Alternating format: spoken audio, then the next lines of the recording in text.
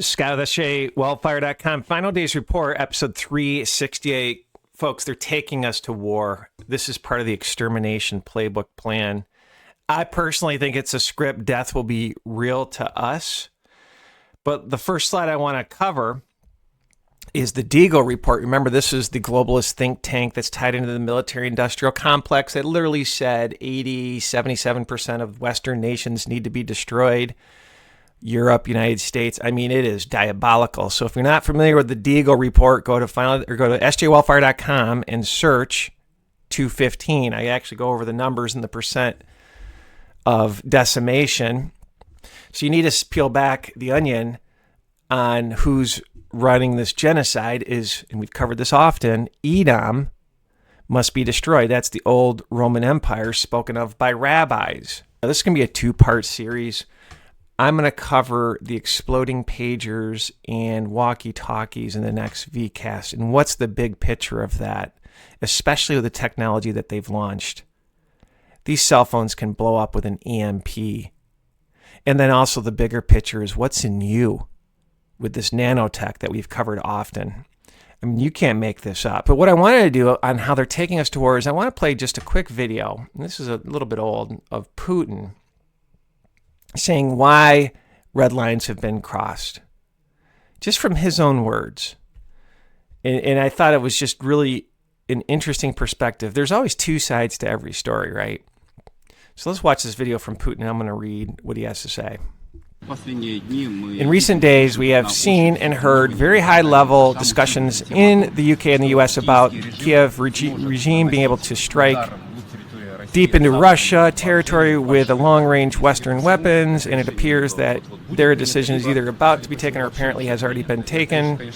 And this thing, of course, is extraordinary. I wanted to comment on what's happening. Here's Putin. There is an attempt to substitute concepts because we are not talking about authorizing or banning the Kiev regime from striking across the entire territory.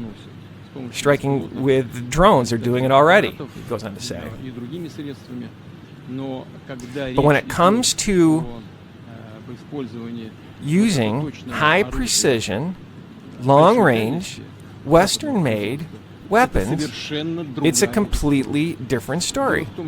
The fact is that I have already mentioned this, and any experts will confirm in our country and in the West that the Ukrainian army is not able to strike with modern, long-range precision systems of Western manufacture. So it cannot do this. It can only do so using intelligence from satellites, which Ukraine does not have. This is data only from EU satellites or from the United States in general, from NATO satellites. This is the first thing. And the second, and very important, maybe the key, is that NATO can service the assignments of these missiles systems. Ukrainian servicemen cannot do this. So this is not but allowing the Ukraine regime to strike Russia with these weapons or not. It is about deciding whether NATO countries are directly involved in a military conflict or not. If this decision is made, it will mean nothing other than the direct participation of NATO countries, the United States, European countries, in the war in Ukraine. This is their direct participation. And this already, of course, significantly changes the very essence of the very conflict. This would mean that the NATO countries and the United States and European countries are at war with Russia. And bearing in mind change in the key very essence of this conflict, we will take appropriate decisions based on their threats that will be posed to us. So I missed a part. It went by really fast. The captions did. He basically said NATO is going to have to run the missile systems. So that's their point of view. So these long-range missiles only can be run by the U.S. and NATO. And again, like I said earlier, Clinton gave our China gave China our missile technology, and all of a sudden now China and Russia are forming a pact together. I had a dream. Our leaders think they can survive any nuclear attack in their mountain bunker systems. So we're dealing with some crazed lunatics. But part of me thinks that this will just be theater where it'll be a limited strike. It won't be an all-out war. All right, here's why I did this VCAST, is they're banning the news basically before war. And I'm going to play a video of Hillary Clinton. Listen to her talking about jailing U.S. citizens for propaganda. I mean, this person has more blood on her hands than probably any politician. The most dangerous job ever is to work for the Clintons. You might get Arkancided. But let's listen to this hypocrisy from this witch. Washington decides what to call legitimate information and should consider prosecuting Americans who partake in whatever it brands propaganda. That's the message from former U.S. Secretary of State and veteran Democrat Hillary Clinton. I think there are Americans who are engaged in this kind of propaganda, and whether they should be civilly or even in some cases criminally charged is something that would be a better deterrence. Well, let's discuss all this with RT contributor Tara Reid now. Tara, many thanks for coming in. Lovely to see you today. First of all, what's your reaction to Hillary Clinton's suggestion there, especially considering she's a Democrat, quite obviously, and that party always claims to be standing up for freedom of the speech, freedom of the press? You know, it's really amazing, isn't it, that they trot out Dick Cheney, a warmonger, and then the other warmonger, Hillary Clinton. So they're pulling out all the stops right before the election.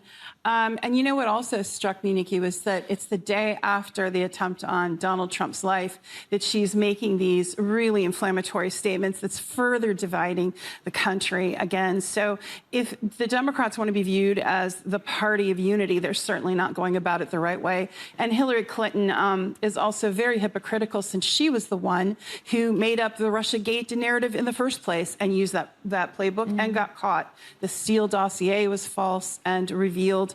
And of course, Julian Assange exposed, Hillary's fraudulent activities to actually influence the election. Parlaying into how flimsy this is, let's read. DOJ alleges Russian-funded U.S. media company linked to right-wing social media. I just thought this was interesting.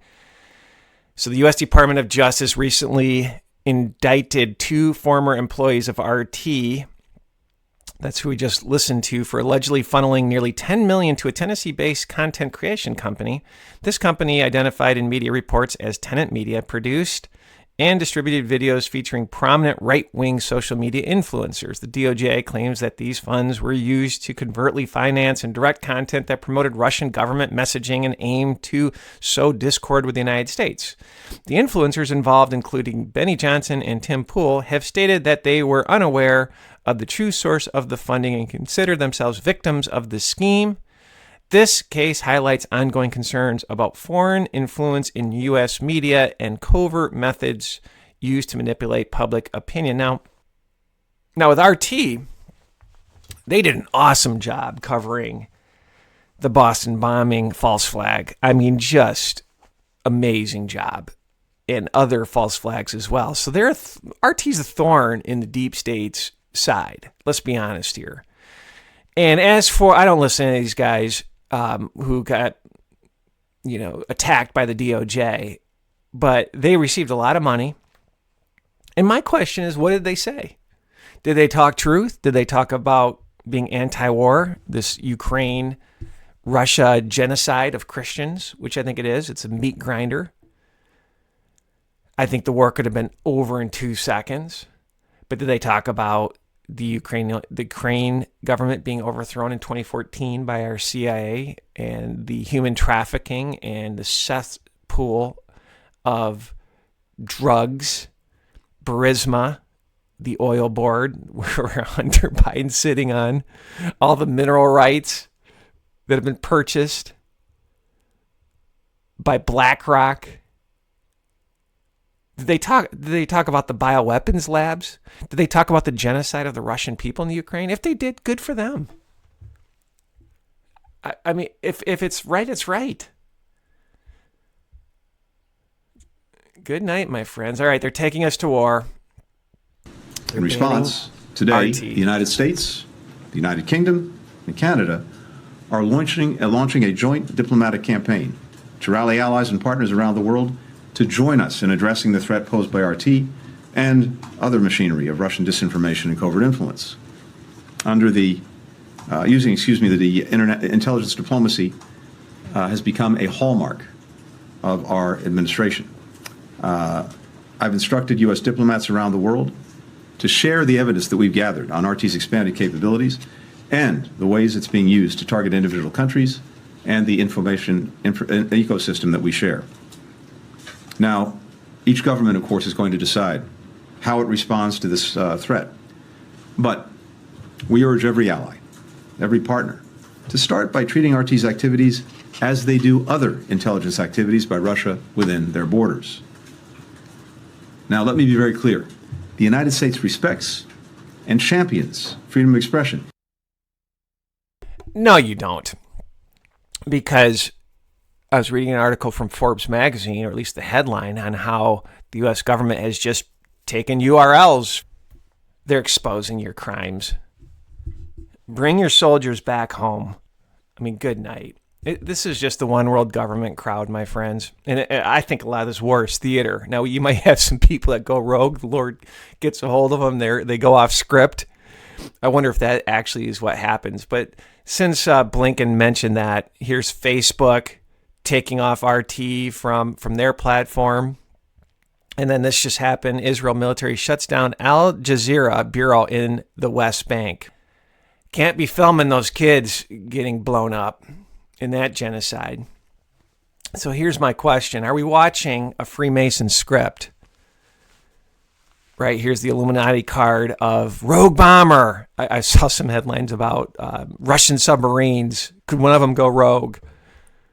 Right, that's one of the cards. And then we did the Economist magazine decode with the Mexican president. And then all of a sudden Putin saying, hey, we're going to put missiles on the Mexican border. Is that playbook number 2? And that Mexican president, there were so many assassinations before she came on to rule. So are we watching theater, my friends? And again, Russia's involved with the poke, surveillance state, technology. So has Putin gone rogue, or has he gone off his World Economic Forum Association, or is he just controlled opposition? What do you say in the comments? All right. We've covered World War III. And I don't cover it as often as I probably should, just because Matthew 24 says wars and rumors of war do not fear. And that part of Scripture always just kind of took me back. It's like, what? Do not fear?